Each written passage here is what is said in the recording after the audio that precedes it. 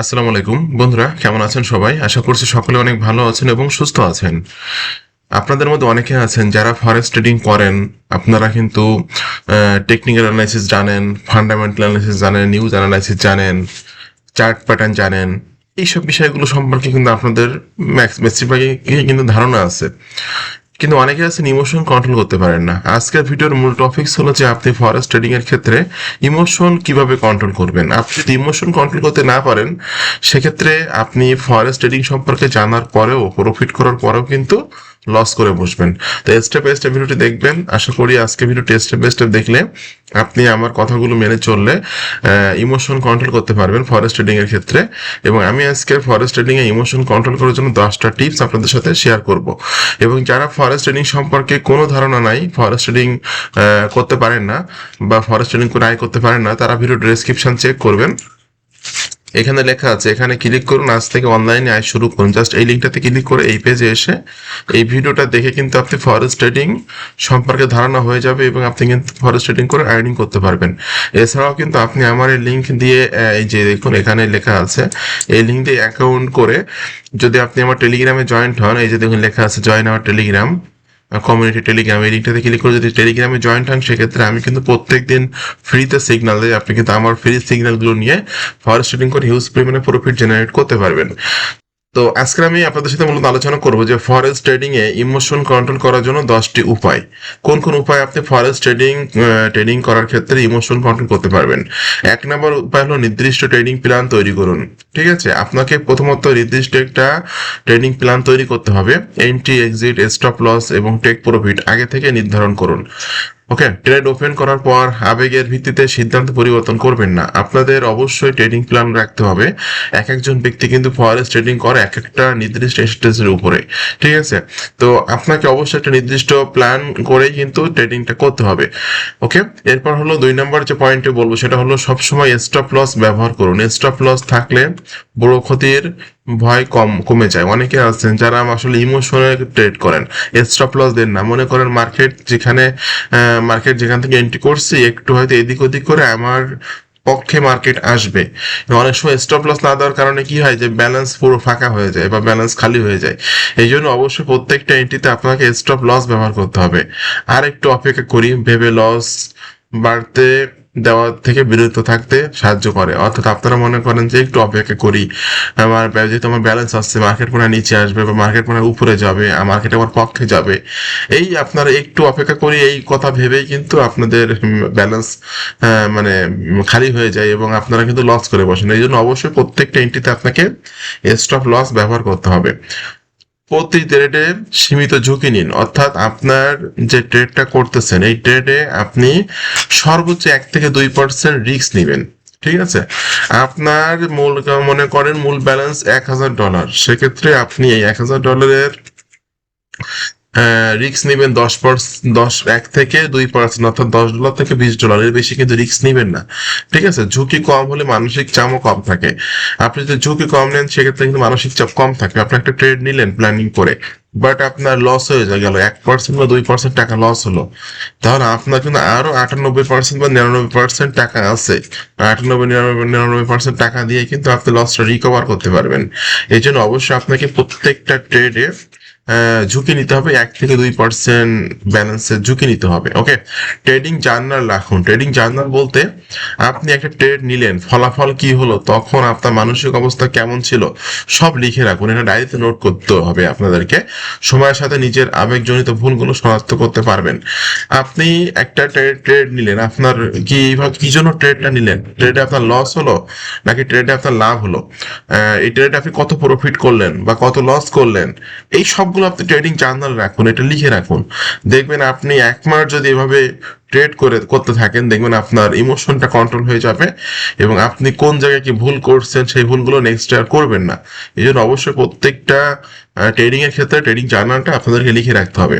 ওকে, এরপর হলো over trading এড়িয়ে চলুন। আপনারা অনেকে আছেন একদিনে 10টা, 20টা, 15টা ট্রেড করেন। ঠিক আছে, আমি কিন্তু আমার যে গ্রুপটা একটু আগে দেখালাম, এখানে কিন্তু আমি সিগন্যাল দেই মাত্র 1টা বা 2টা।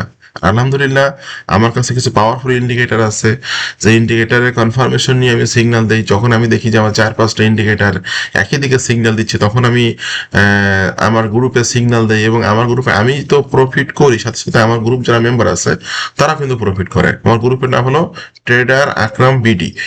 তো এই জন্য আমি ওভার ট্রেডিংটা কখনোই করি না, বা ওভার ট্রেডিং করতে পছন্দ করি না। মার্কেট যতই ভালো থাকুক না কেন, আপনাকে ওভার ট্রেডিংটা একটু এড়িয়ে চলতে হবে। আপনি দিনে একটা, সর্বোচ্চ হলো 2টা, এর বেশি ট্রেড করবেন না। ওকে, এরপর হলো ক্ষতি মেনে নিতে শিখুন। কোনো ট্রেডারের স্ট্র্যাটেজি 100% সফল না।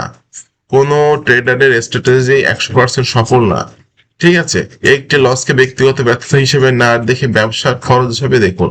প্রত্যেকটা বিজনেসে লাভ লস থাকবে, এই জন্য প্রত্যেকটা ট্রেডে আপনাকে 100% মানে আপনার কোনো স্ট্র্যাটেজি কাজ করবে না।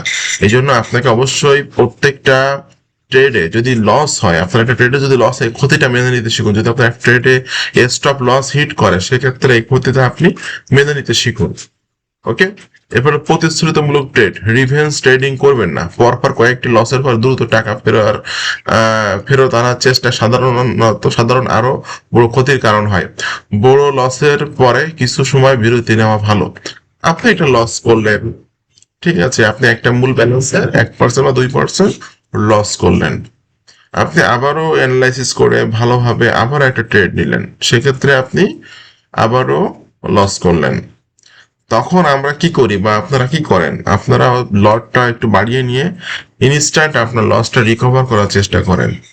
এতে করে কি হয়, এতে করে আসলে এটা রিভেন্স ট্রেডিং হয়ে যায়, এবং আপনার মানে ব্যালেন্সটা খালি হয়ে যায়, যে কারণে রিভেন্স ট্রেডিং বা প্রতিশোধমূলক ট্রেড এগুলো কখনো করা যাবে না। ওকে, বাস্তবসম্মত প্রত্যাশা রাখুন। 1 মাসে অ্যাকাউন্ট দ্বিগুণ করার চিন্তা অতিরিক্ত চাপ তৈরি করে। ধারাবাহিক ছোট ছোট লাভ দীর্ঘমেয়াদে বেশি কার্যকর হয়। আপনারা বাস্তবসম্মত প্রত্যাশা রাখুন। আপনারা একটা কথা ভাবুন, আপনি ব্যাংকে যদি 1 লক্ষ টাকা রাখেন, প্রতি মাসে কিন্তু আপনারা মাত্র $800 দিবে, অর্থাৎ 1000। আমি মনে করতেছি $1000, আমি মনে করতেছি $1000 আপনি ব্যাংকে রেখেছেন, আপনাকে প্রতি মাসে মাত্র $8 দিবে। সেক্ষেত্রে আপনি মনে করেন প্রতি মাসে আপনি 1 লক্ষ টাকা ব্যাংকে রাখতেছেন, প্রতি মাসে আপনাকে $800 বা $900 দিবে। তাহলে আপনি কেন ফরেক্সে এসে $1000 কে আপনি $2000 করতে চাচ্ছেন 1 মাসের মধ্যে? আস্তে আস্তে ট্রেড করুন, ছোট ছোট ট্রেড করুন, ছোট ছোট প্রফিট করুন। দেখবেন আপনি যদি প্রতিদিন $10, $1000 ডিপোজিট করে প্রতিদিন $10, $20 করেও প্রফিট করেন, সেক্ষেত্রে মাস শেষে কিন্তু প্রায় আপনার $300, $350 মতো ইনকাম হয়ে যাবে। এই জন্য বাস্তবসম্মত প্রত্যাশা রাখুন। 1 মাসের ভিতরে অ্যাকাউন্ট দ্বিগুণ করার চিন্তা করবেন না, এতে মানসিক চাপ বাড়বে এবং আপনি লাভের পরিবর্তে লসটাই করবেন। ওকে, পর্যাপ্ত ঘুম ও মানসিক বিশ্রাম নিন। ক্লান্ত বা মানসিকভাবে চাপে থাকলে সিদ্ধান্ত নেওয়ার ক্ষমতা কমে যায়। গুরুত্বপূর্ণ ট্রেডের আগে মানসিকভাবে সতেজ থাকা জরুরি। আপনাকে অবশ্যই একটা ট্রেড নেওয়ার আগে মানসিকভাবে আপনাকে স্যাটিসফ্যাকশন থাকতে হবে, ফ্রেশ থাকতে হবে। মানসিকভাবে কোনো রকম চাপে থাকা যাবে না, কোনো টেনশনে থাকা যাবে না, এবং অবশ্যই আপনাকে 1 থেকে 2% রিস্ক নিতে হবে। দেন এই বিষয়গুলো যদি মানসিকভাবে ঠিক রাখেন, পর্যাপ্ত পরিমাণে ঘুম পড়েন, মানসিকভাবে বিশ্রাম নেন, ফ্রেশ একটা মুডে আপনি ট্রেড করতে আসেন, দেখবেন আপনি আলহামদুলিল্লাহ প্রফিট করবেন। বাট মানসিক চাপে থেকে বা পর্যাপ্ত পরিমাণে ঘুম না পড়ে ক্লান্ত থেকে হঠাৎ করে ট্রেড করা, এগুলো আসলে ঠিক না, এগুলো করা যাবে না। ফলাফলের চেয়ে প্রতিক্রিয়ার উপর ফোকাস করুন। একটি ট্রেডে লাভ বা লস হতে পারে, গুরুত্বপূর্ণ হলো আপনি আপনার নিয়ম মেনেছেন কিনা। দীর্ঘমেয়াদে ভালো প্রক্রিয়া সাধারণত ভালো ফল দেয়। আপনাকে অবশ্যই এই কথাগুলো মেনে চলতে হবে। একটা ট্রেডে আপনি লাভও করতে পারেন, লসও করতে পারেন, ইট ডাজেন্ট ম্যাটার। বাট আপনি যে স্ট্র্যাটেজি ফলো করেন, আপনি যে ইন্ডিকেটর ফলো করেন, আপনি যে নিয়ম ফলো করেন, আপনার নিয়ম ঠিক আছে কিনা এটা আপনাকে মানতে হবে। আপনার নিয়মে 100% প্রফিট হবে না, হয়তো বা আপনি 10টা ট্রেড নিলে 9টাতে প্রফিট হবে বা 8টাতে প্রফিট হবে। ঠিক আছে, এই জন্য আপনাকে মনে রাখতে হবে যে আপনার ফলাফলের চেয়ে প্রক্রিয়ার উপর বেশি ফোকাস করা যাবে না। তো আজকে ভিডিওটি কেমন লাগলো অবশ্যই কমেন্টস করে জানাবেন। এরকম আপকামিং নতুন নতুন টিপস এবং ট্রিক্স পাওয়ার জন্য অবশ্যই আমার ইউটিউব চ্যানেলটা সাবস্ক্রাইব করে দিবেন। আপনাদের সকলকে অসংখ্য ধন্যবাদ, ভালো থাকবেন সবাই।